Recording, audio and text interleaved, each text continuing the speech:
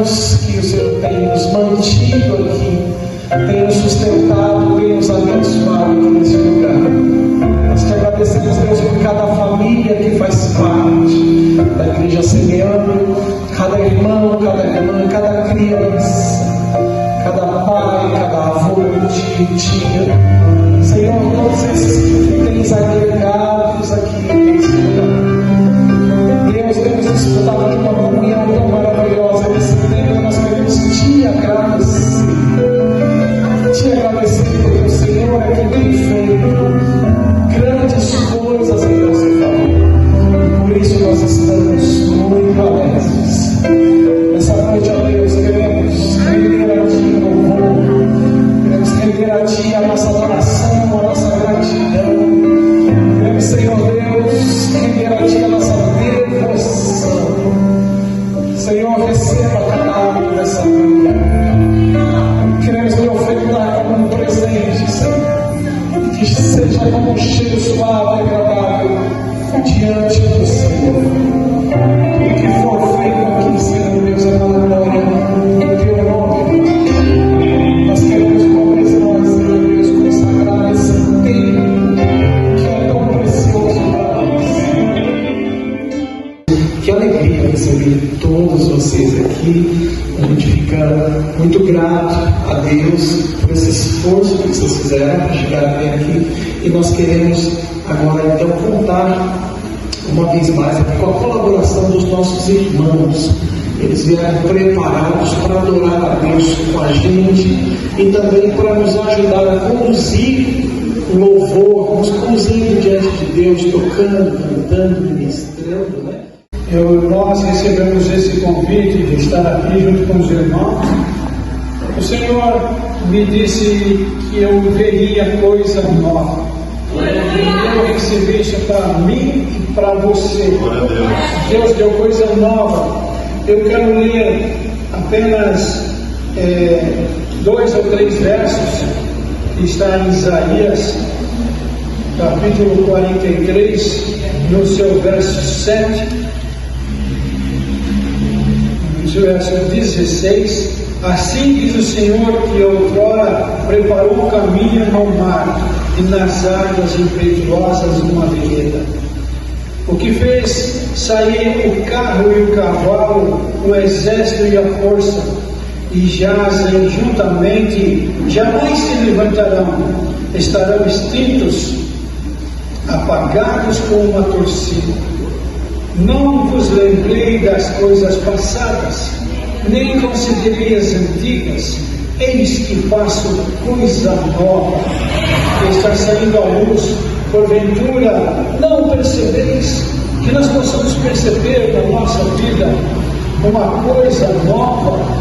E quando os nossos irmãos atravessaram o mar, eles, atrás de um inimigo, ao lado uma muralha de pedras e na frente o mar, e entre essas 3 passagens estava lá o nosso Deus nos chamando. E isso é um momento de regozijo, porque eu creio que todos nós que estamos aqui já passamos pelo mar, já passamos pelo deserto, mas se você ainda está passando, Ele está lá para abençoar a sua vida.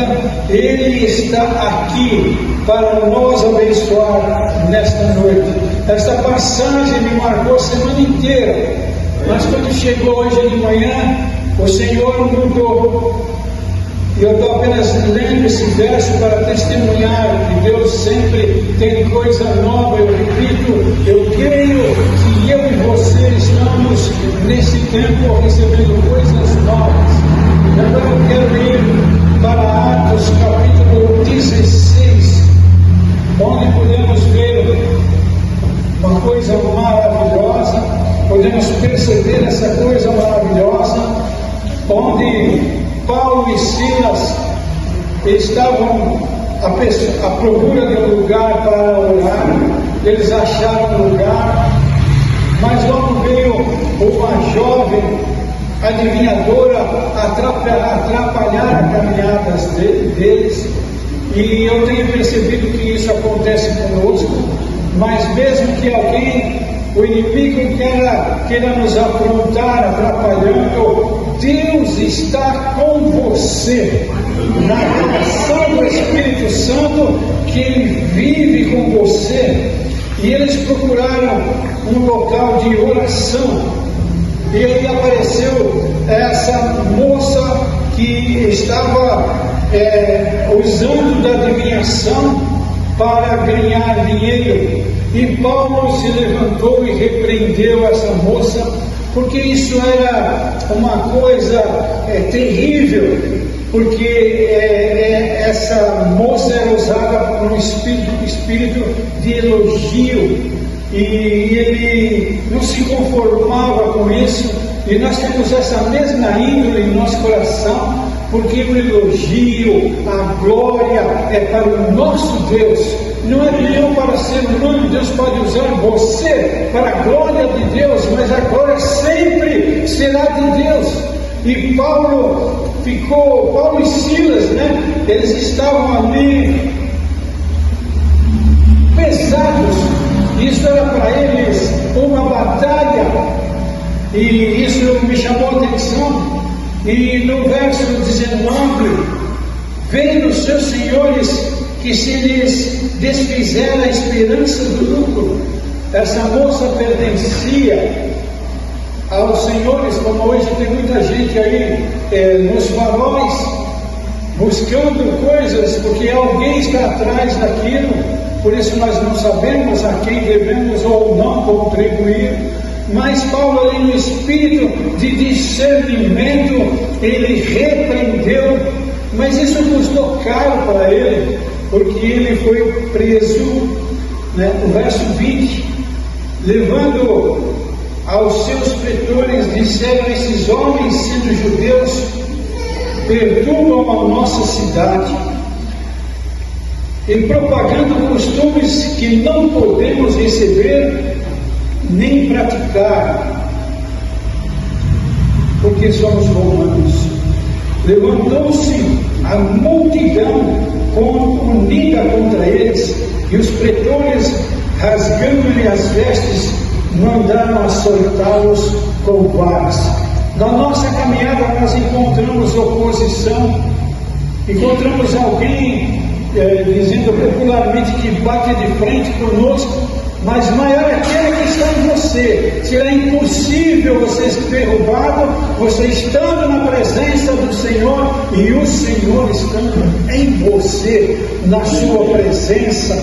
E eles não titubearam em desmanchar aquela atitude, mas o carcereiro foi aconselhado a prendê-lo em troncos fortes, presos aos seus pés, e eles foram aconselhar o carcereiro que tomasse muito cuidado para que ele não saísse dali, mas haveria uma surpresa. O carcereiro poderia fazer o que ele quisesse, ele ia conhecer o Senhor dos Senhores, aquele que iria impedir que eles fizessem algum mal a Paulo e Silas. Eles seriam impedidos.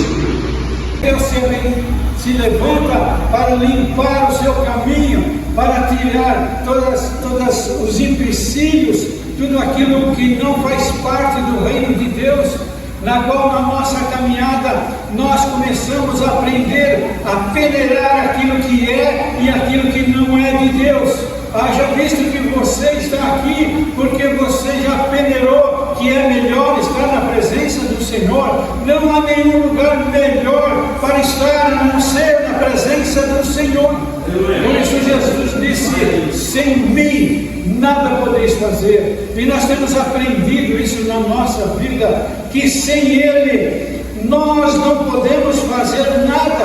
Às vezes com muitas expectativas, ou às vezes aflições, tristezas, angústias, e temos algumas coisas que ainda não foram resolvidas, mas de repente Deus dá uma ordem, de repente Deus envia um anjo e manda abençoar cada um de vocês, manda abrir portas, manda trazer o suprimento, abre a janela dos céus para as nossas necessidades.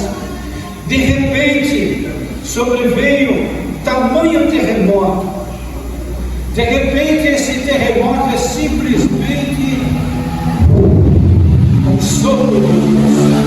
Basta um sopro de Deus para tirar as coisas que estão no caminho.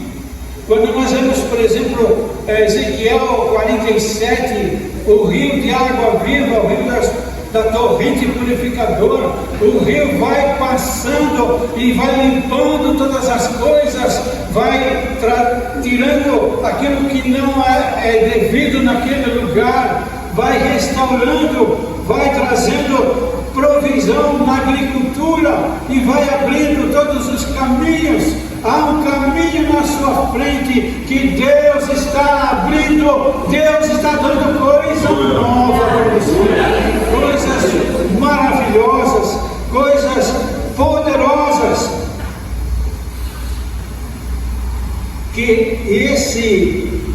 Isso aconteceu e sacudiu os alicerces da prisão, abrindo-se de todas as portas, e saltaram-se as cadeias de todos. De repente, o alicerce se moveu, de repente, todas as portas se abriram, de repente, você que tem uma porta fechada na sua frente, Deus vai abrir a porta para você e vai falar: pode passar, meu filho. E poderia ser como, por exemplo, esta parede que não tem portas, e você olharia para essa parede que não tem portas, mas Ele coloca uma porta para você passar. Há uma esperança para você. E isso fez sacudir não só as paredes, não só o alicerce, não só as portas, mas fez sacudir o coração de Paulo e Silas. Eu fico imaginando, se nós estivéssemos lá, qual seria a nossa expectativa, qual seria o nosso olhar, qual seria a nossa atitude, qual seria o nosso pensamento. Então os alicerces das prisões abriram-se, todas as portas, e soltaram as cadeias de todos. Não foi só Paulo e Silas, todos tiveram a oportunidade de ter suas cadeias quebradas. Provavelmente algumas pessoas inadequadas estavam presas lá, mas Deus queria também libertar eles. Deus queria atingir com sua graça, Deus queria atingir com a sua misericórdia. E não é diferente quando nós começamos a estar na igreja do Senhor. Quando chegamos as primeiras vezes, eu estou conhecendo os irmãos, talvez você esteja aqui há pouco tempo, mas Deus também começou uma obra na sua vida, e Ele diz que Ele vai aperfeiçoar sua vida. Nossa vida está sendo aperfeiçoada por Ele, porque Ele nos escolheu em Cristo Jesus. O Senhor Jesus disse: não fosse vós que me escolheste, eu vos escolhi a vós. E às vezes nós temos a petulância de dizer: eu aceitei Jesus. Quem sou eu para aceitar Jesus? Ele nos aceitou, Ele nos chamou e disse: sem mim nada podeis fazer. No verso 27, o carcereiro despertou do sono e, vendo abertas as portas do cárcere, puxando da espada, ia suicidar-se, supondo que os presos tivessem fugido. Mas Paulo bradou com alta voz: não te faças nenhum mal, que todos aqui estamos. Então o carcereiro, tendo pedido uma luz, entrou precipitadamente trêmulo, prostrou-se diante de Paulo e Silas, e depois, trazendo para fora, disse: senhores, que devo fazer para ser salvo? A pergunta clássica, que um dia no nosso coração aconteceu: o que eu preciso fazer para ser salvo? E você ouviu a palavra e essa palavra teve uma concordância no seu coração, e você só tinha uma saída: aceitar o seu Salvador, o Senhor Jesus Cristo, aquele que fez tudo absolutamente no momento da crucificação. E momentos antes da crucificação ele declarou: está consumado. O que você precisa já foi consumado lá na cruz. A cura que você precisa, a salvação, a libertação, o suprimento, aquele dia que você não consegue se levantar e Deus estende uma mão para você e coloca você de pé, porque tudo está consumado na sua vida. No Salmo 139 está escrito que a nossa vida está escrito no livro, e o que me chama a atenção está escrito assim: escrito e determinado. Isso é muito importante. Eu preciso me lembrar disso quando eu e você estamos em luta. O inimigo quer derrubar, quer fazer coisas incríveis, mas aquieta seu coração. Como começou esse culto, o pastor falando de ansiedade: não andeis ansiosos com coisa alguma, antes as vossas petições sejam conhecidas no altar. Aquieta seu coração, porque o inimigo pode fazer o que ele quiser, ele não pode derrubar você, porque você já foi escolhido e está determinado. Segura essa bênção aí no seu coração. Está determinada a sua bênção, está determinada a sua vitória. Você foi escolhido para ser vitorioso. E nós precisamos lembrar isso todo dia, aquietar o nosso coração, não estarmos ansiosos com qualquer coisa, porque haja o que houver, está tudo preparado. E eu vejo mais do que nunca nesses últimos tempos, que nós percebemos em detalhes a volta do Senhor Jesus, e temos que estar vigiando para estar com Ele por todo o tempo, por toda a eternidade, lembrando daquilo que Ele tem feito, já fez para o nosso vida. Mas algumas coisas me chamam a atenção aqui, no verso 27, o carcereiro despertou do sono e, vendo abertas as portas do cárcere, puxando da espada, ia suicidar-se, supondo que os presos tivessem fugido. Ele pegou a sua espada, porque era mais fácil para ele se suicidar do que ele enfrentar o juízo do trabalho dele na cadeia. Seria muito difícil para ele. Então ele estava já predisposto a se matar, a se suicidar. Então Paulo repentinamente interrompeu o que ele queria fazer, não permitiu que ele ia fazer todas essas coisas. E no verso 28, mas Paulo bradou em alta voz: não te faças nenhum mal, que todos aqui estamos. Então o carcereiro, tendo pedido uma luz, entrou precipitadamente trêmulo e prostrou-se diante de Paulo e Silas. O carcereiro pediu uma luz. Provavelmente, como norma na cadeia, não havia luz, mas ele percebeu que estava faltando luz na vida dele. Ele percebeu que ele precisava uma luz superior, essa luz que está no seu coração, que dirige a sua vida, essa luz que mantém nós de pé, essa luz que mantém a chama acesa do nosso coração. E quando o carcereiro percebeu isso, ele tomou uma posição, e a palavra diz que o carcereiro colocou ele para fora, mais à frente. O carcereiro percebeu que ali, naquele momento, quando houve um terremoto, houve alguma coisa divina, alguma coisa espetacular que ele não conhecia, mas você conhece, que é a presença do Senhor. E ele colocou para frente, detectando a autoridade de Paulo e Silas.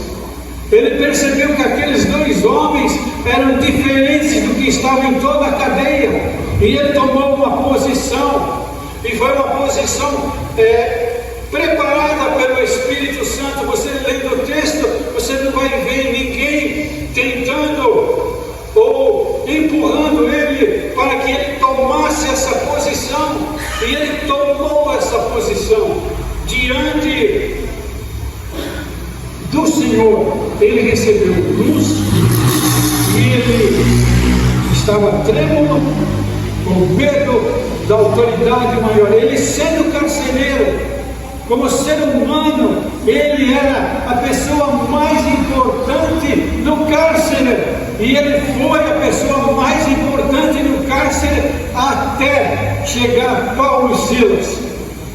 Muitos de nós fomos pessoas importantes até um servo de Deus, movido pelo Espírito Santo, chegou para você e ministrou essa palavra poderosa que mudou a sua vida, que mudou os seus passos, que mudou a sua circunstância e que continua mudando, porque Deus enviou alguém que fez a diferença da parte de Deus na sua vida, e Paulo e Silas estavam ali fazendo essa diferença. E aí veio a pergunta clássica: o que devo fazer para ser salvo? O que me chama a atenção nesta pergunta, que até ali Paulo e Silas não tinham ministrado o Evangelho, apenas eles tinham cantado, orado, mas ele percebeu que ali havia uma coisa diferente, e todos que estavam na cadeia ouviram eles cantando e louvando. Mas o que me chama mais atenção ainda, que Paulo e Silas, trabalhando para o Senhor, orando, buscando a Deus, eles estavam em tribulação, eles estavam enfrentando uma batalha. E muitas vezes nós perguntamos: Senhor, aonde eu errei? Mas coisas assim acontecem, não é porque nós erramos, é porque nós estamos fazendo exatamente a vontade de Deus. Estamos fazendo aquilo que Deus quer, e o inimigo se levanta para afrontar, para sermos afrontados. Mas o que me chama mais atenção, que Paulo e Silas ficaram de pé. Paulo e Silas não voltaram atrás. Paulo e Silas não estavam em cadeias. Mas como assim?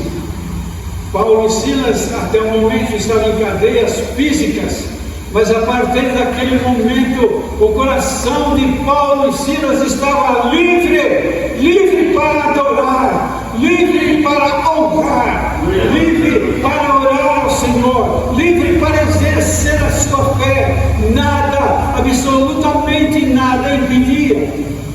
E nós vemos a palavra, nós vamos ver que Paulo ficou preso 2 anos. Ele estava preso, mas seu coração era livre para adorar o Senhor. Seu coração estava pronto para louvar o Senhor, como você que veio aqui nessa noite. E se você entrou com o coração preso, você vai sair com o coração livre para adorar, para agradecer o nome daquele que é todo poderoso, Rei dos reis e Senhor dos senhores. Mas aqui, nesta tarde, quando eu saí para vir para cá, o Espírito Santo começou a me mostrar uma coisa natural do ser humano. Quantas vezes nós somos atribulados, preocupados, ansiosos, numa guerra terrível. Às vezes eu digo para alguns irmãos que não parece estar bem, parece que eu olho para ele e eu vejo que está sendo fumaça da orelha dele. É a guerra, e todos nós passamos isso, porque a nossa guerra é maior. Eu já li muitas vezes esse texto, mas hoje Deus me mostrou que a guerra começa aqui. Há uma guerra na nossa cabeça, há uma guerra na nossa mente. Satanás tenta misturar as coisas, confundir as coisas, deturpar as coisas, mas Paulo e Silas não foram deturpados. A verdade estava nua e crua na mente deles, e eles conseguiram, conforme Paulo conseguiu distinguir aquela moça. E o que eu quero dizer? Que muitas vezes nós temos batalha na nossa mente e não entendemos às vezes algumas coisas, porque às vezes não entendemos porque não é hora.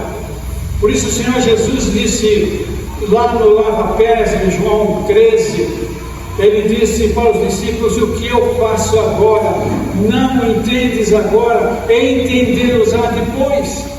Talvez você tenha questionamento aí no seu coração, mas Deus vai te responder esse questionamento.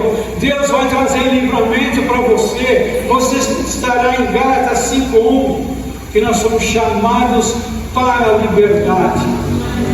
Você é livre. E nessas horas eu preciso parar e esperar no Senhor e assistir o que Deus vai fazer. Nesses dias você vai assistir o que Deus vai fazer na tua vida. Ele vai fazer coisas novas, coisas grandiosas. Mas todo esse texto me mostrou uma coisa. Eu queria orar. Quero pedir permissão para o pastor. Eu quero orar por uma coisa que poucas vezes nós ouvimos uma palavra. Muitas vezes nós olhamos para os irmãos, vemos que eles não estão bem. Isso é doença de pastor. E nós oramos, nós procuramos entender. Depois de um tempo nós vamos entender. Mas talvez você esteja vivendo momentos como Paulo e Silas, fazendo as coisas de Deus, fazendo a obra de Deus e sendo afrontado e não entendendo muita coisa. Paulo e Silas oravam e cantavam, mas eles não entendiam o que estava acontecendo, até que de repente Deus mandou um terremoto. De repente Deus vai trazer resposta aí na sua mente. De repente Deus vai trazer resposta no seu coração e você vai entender. E você não vai perguntar mais: Senhor, aonde eu errei? Não. Você vai continuar essa caminhada, porque aquele que te sustenta está sempre na mente. Ele é suficientemente poderoso para manter essa chama acesa no seu coração. E a oração que eu quero fazer, eu quero pedir que, por gentileza, você fique de pé. Daqui são as saídas da nossa vida, os nossos pensamentos, nossas tomadas de atitude. Eu quero pedir que você ponha sua mão sobre a sua cabeça. Vamos pedir a Deus que Ele nos controle na nossa mente, nos controle no nosso coração, que é uma simbologia dos nossos pensamentos, que Ele administre a nossa vida, o nosso pensamento todas as horas, em relação a nós, em relação aos nossos parentes, em relação aos nossos irmãos. Que Deus me cubra nessa noite com o seu sangue, para você ter liberdade, para você ser livre nesta hora. Senhor nosso Deus, colocamos nossas mãos sobre a nossa cabeça, simbolizando a nossa mente. Visita, Senhor, a cada um, Senhor, poderosamente, e coloca todos os neurônios no seu devido lugar, Senhor, e venha suprir, Senhor, venha renovar, venha glorificar o Teu nome na Tua Senhor, em nome do Senhor Jesus. Amém. Quando nós lemos Efésios capítulo 6, lá está o capacete da salvação. O capacete da salvação estará para proteger a nossa mente. Vamos orar juntos? Senhor, eu quero receber o capacete da salvação na minha cabeça e dos meus irmãos. Queremos ser livres. Somos livres, diz a tua palavra, e eu preciso crer junto com meus irmãos que nós somos livres. Que o teu nome que está acima de todo nome, seja glorificado em cada vida dos meus irmãos aqui